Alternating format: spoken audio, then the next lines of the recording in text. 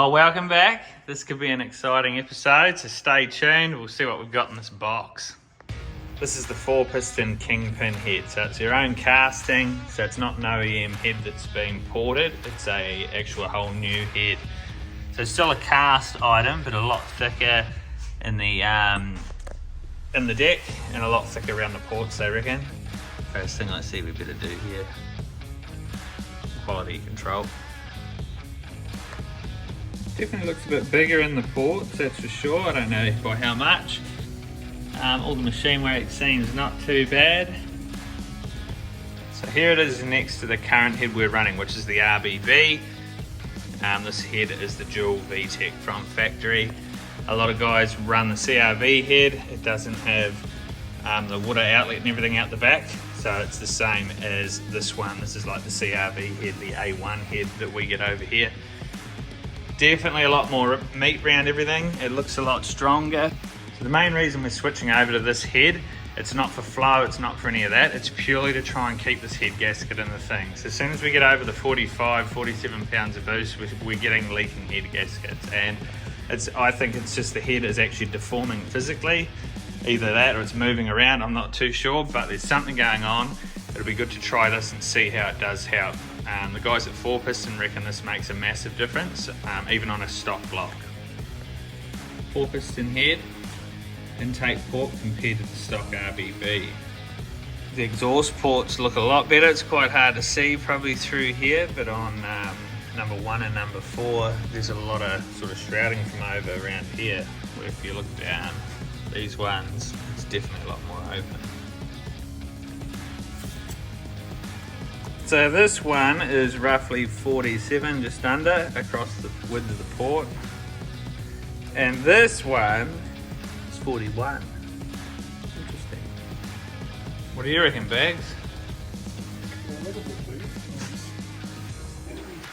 Are we on to a winner? A bit more horsepower's out of this for free, I reckon. Well, it's not for free. Someone kindly gave us this head. I'm not allowed to say who, because he might, or she might get in trouble. Well, this is unlucky. It wasn't the head gasket's fault. When we bolted it back down that night, it's caught up on both the dowels. So, that's sort of good. Well, I'm the only one that can get blamed for that anyway. I can't say I've done that before. Maybe because the head was cold and because it was sitting on the ground for an hour or so and the block was still hot, we're still on the dyno. Maybe that's what's just changed the position of them slightly. I can't say I've ever done that in my life whenever I've done a head gasket on a customer's car or anything like that. So, interesting one. Well, it felt not too bad when it went down either. Usually you'd have a bit of an indication, something like that. So not sure. So I've just had to machine up these little dowels. One side's 15mm and the other side's 14mm because the new head we've got has been drilled out to take 1/2 inch studs. So if we ever go billet block in the future, we don't have to send that back to the machine shop. So that's what a stock dowel would do in there. At least the dowel wouldn't get caught up again, I suppose. But this one here is a really nice fit into there. Well, that's just a quick test fit with the new dowels to make sure it was all going to clear and locate everything. And it's locating really well, actually. It feels really nice on there. A lot better than the last one.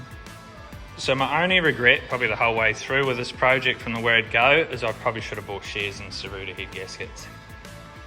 Whoa, look at the thickness in there. I'm going to get the verniers out and measure that. It's 14mm thick in that area next to the chamber. I'll measure a stock here.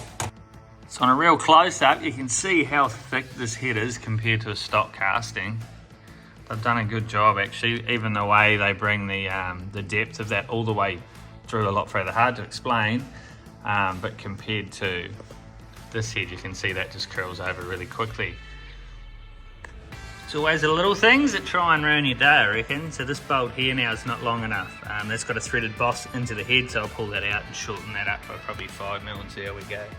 So the old top radiator hose used to feed around the back of the head. There was a thing that bolted on. Now it comes out the side, so it gives us good clearance at the back of the head. But we've just got to put this fitting on here that should hopefully clear everything. So I've just made a spacer up to space the starter motor further away from the flex plate because that was hitting on the dyno. You would have seen in the last video how the sparks coming from under the car. So just under full load, the flex plate flexes forward and was hitting the pinion gear here. Oh, well done, Actung Design. We have some stickers. We're all sponsored up. How good, mate. Righto, we've got to hack this manifold up, unfortunately. This one's got the water fitting that used to go through there out of the RBB head.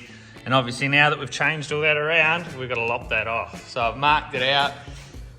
We'll see how we go. Hopefully it plays the game and I don't get it wrong. Oh, you wouldn't even know, sort of. That'll do the trick though.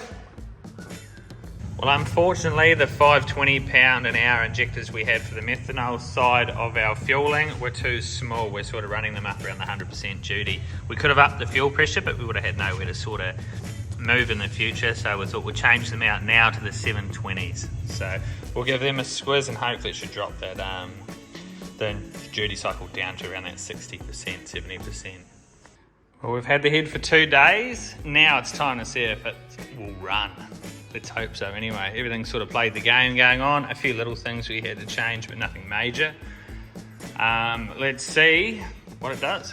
One of the beauties with an electric water pump, you can help prime the cooling system just by leaving it on. You don't need the engine running. Just fired it up, that's a good start. Righto, we had our first water leak. There was this bung that had a bit of sealant on it going in where now that cap screw is with a washer behind it. It's a machine face, so I've just gone with a cap screw and a brass washer. Being a parallel thread, it was pretty lucky that would have never probably sealed anyway like this, so I'm not sure what they put that in there for. Too easy, mate. Well, I've just greased up all the ball joints and tie rod ends, so we're ready to hit the high roads, I reckon. We could take this anywhere. Oh no, we can't. We're still waiting on axles, that's right.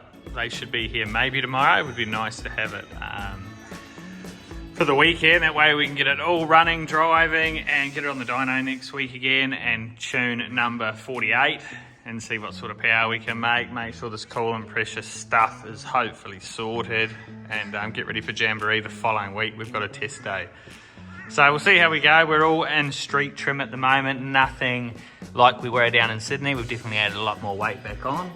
But I'd rather do that to give us a good sort of baseline for drag challenge in a couple of months' time. That's our main sort of purpose for the car. It's not so much for the all-out track days and that, so hook the trailer on and let's go. You hear that, Bags? The sign guy just asked us, why don't you put some LED lights in it? Go this one, mate. Oh, wow. What do you reckon, mate? Time for another oil change? Yeah. Penrite, would you run any other brand? What else would you recommend, mate? I would not run any off that Penrite. That's what I want to hear. Oh, we've got a door. Oh, that's the last piece of the trailer for now anyway. We're going to be at Jamboree in 2 weeks' time, back on the dyno on Friday. So make sure you like, subscribe, join the channel so you can see what we get up to. We've got a couple of big events coming up. Righto, well that's enough for this video. Once again, thanks to all these guys that help us out. One thing is fair to say, the trailer definitely looks better than the car. So that's cool. Over and out. Well, that was interesting. Break it down.